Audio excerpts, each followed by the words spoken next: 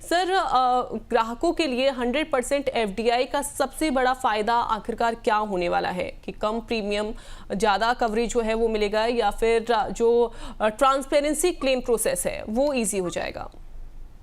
देखिए, टेक्नोलॉजी आएगी नई टाइप की। उस टेक्नोलॉजी से इंडस्ट्री की कॉस्ट कम होगी, लेकिन बहुत जल्दी उम्मीद मत करिए।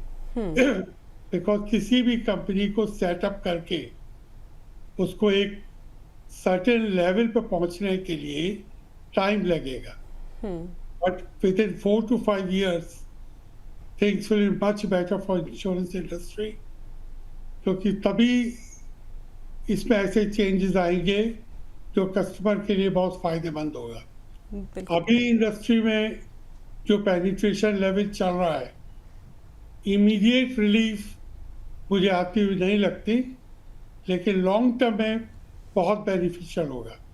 बिल्कुल सर, 4 to 5 ईयर्स आपने बोला है कि उसके बाद जो ड्रास्टिक चेंज है वो आने वाला है। ऐसे में यूलिप जैसे मार्केट लिंक प्रोडक्ट्स में किस तरह के नए और इनोवेटिव जो ऑप्शंस हैं वो देखने को मिल सकते हैं? देखिए, यूलिप जो प्रोडक्ट कैटेगरी है इंडियन मार्केट में स्पेशली, जहाँ अच्छे रिटर्न्स की उम्मीद आदमी करता है एट अ लोअर कॉस्ट, वो आनी चाहिए। एक्सपर्टीज चाहिए मार्केट को हैंडल करने के लिए। Some type of tie ups will take place. उन सब से फायदा कस्टमर का ही होगा, लेकिन जो बेसिक प्रोडक्ट जिस पे काम होगा वो है टर्म इंश्योरेंस और टर्म इंश्योरेंस की वैरायटी।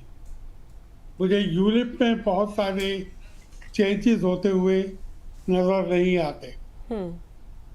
जी बिल्कुल सर, अभी हम ये भी देख रहे हैं कि इंडिया में होम इंश्योरेंस काफ़ी ज़्यादा कम है, लोग इसे कम ही लेते हैं, लेकिन एफडीआई इसे क्या अब और ज़्यादा बढ़ावा दे सकता है? क्या छोटे शहरों में ये प्रोडक्ट लोकप्रिय हो जाएगा, मतलब वहाँ पर भी लोग इसे पसंद करना शुरू कर देंगे, इस ऑप्शन को भी रखेंगे? बिल्कुल, दैट इज वन कैटेगरी जो सबसे ज़्यादा बढ़ेगी, क्योंकि ग्लोबली इंटरनेशनल मार्केट में home insurance is a must. सभी लोग होम इंश्योरेंस कराते हैं। इंडिया में क्योंकि अवेयरनेस नहीं है, इसीलिए ये प्रोडक्ट कैटेगरी कभी बढ़ी नहीं। बिल्कुल, जो लोग इसको लेकर के आएंगे वो उसकी पब्लिसिटी करेंगे, एडवर्टाइज करेंगे। उससे फ़ायदा ये होगा कि कस्टमर समझेगा पर्पस और उसको कराने लगेगा। बिल्कुल। और सर, क्लेम प्रोसेस भी हम देखते हैं कि काफ़ी ज़्यादा अभी इंडिया में तो काफ़ी ज़्यादा इसकी वजह से लोगों को परेशानी भी झेलनी पड़ती है, कई बार लोगों के डॉक्यूमेंटेशन भी पूरे नहीं होते हैं। लेकिन एफडीआई के बाद क्लेम प्रोसेस कितना तेज़ हो सकता है? क्या इसमें भी किसी तरीके की ट्रांसपेरेंसी आ सकती है ताकि जो ग्राहक है उनको किसी तरीके की परेशानी ना हो? टेक्नोलॉजी तो आएगी आएगी। टेक्नोलॉजी आने से फ़ायदा यही होगा कि क्लेम प्रोसेसेस फास्टर होंगे। IRDA is also taking lot of action। 1 घंटे के अंदर में अप्रूवल की बात कर रहे हैं। वो तभी पॉसिबल होगा जब अवेयरनेस हो। अवेयरनेस के साथ साथ लोग टाइमली एक्शन लें। बिल्कुल।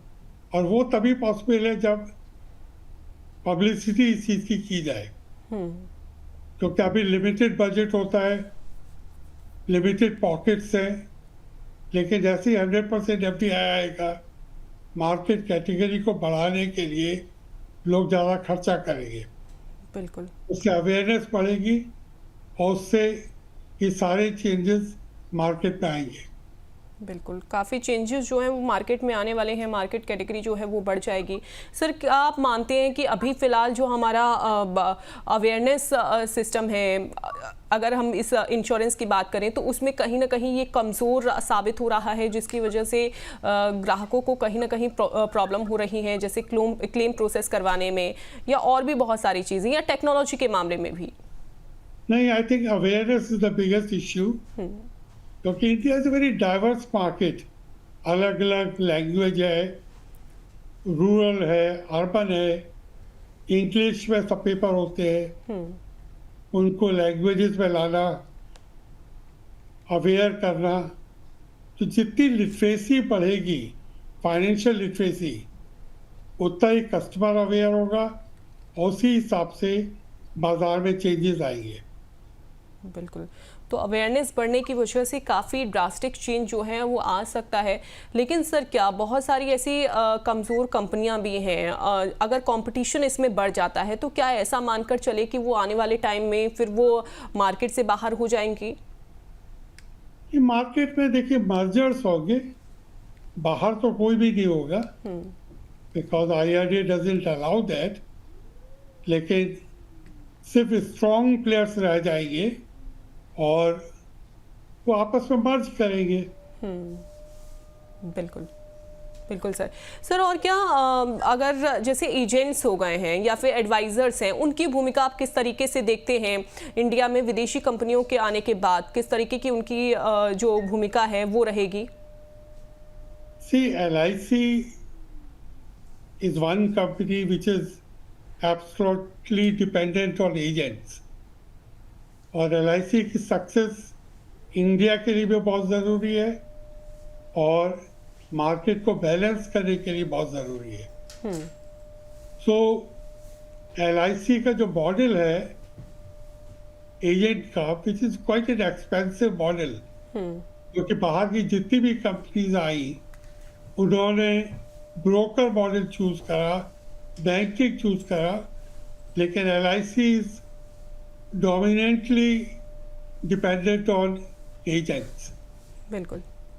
तो जो भी बाजार में अब आएगा वो ब्रोकर या बैंकिंग के ऊपर ज़्यादा फोकस करेगा, जबकि LIC अपनी मार्केट शेयर मेंटेन करने के लिए एजेंट कैटेगरी को ही बढ़ाएगी। और सर क्या एम्प्लॉयमेंट भी इससे बढ़ सकती है?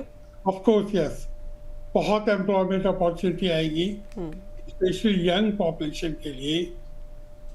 चाहे एजेंट को मैनेज करना हो, चाहे मार्केट में जाना हो, चाहे लिटरेसी करनी हो, उन सब के लिए ब्रांचेस होती है, ब्रांच लेवल पे लोग चाहिए होते हैं। ये सब चीज़ें बढ़ेगी ही बढ़ेगी। अभी भी इंश्योरेंस में जितने लोगों की ज़रूरत है उतने लोग नहीं है।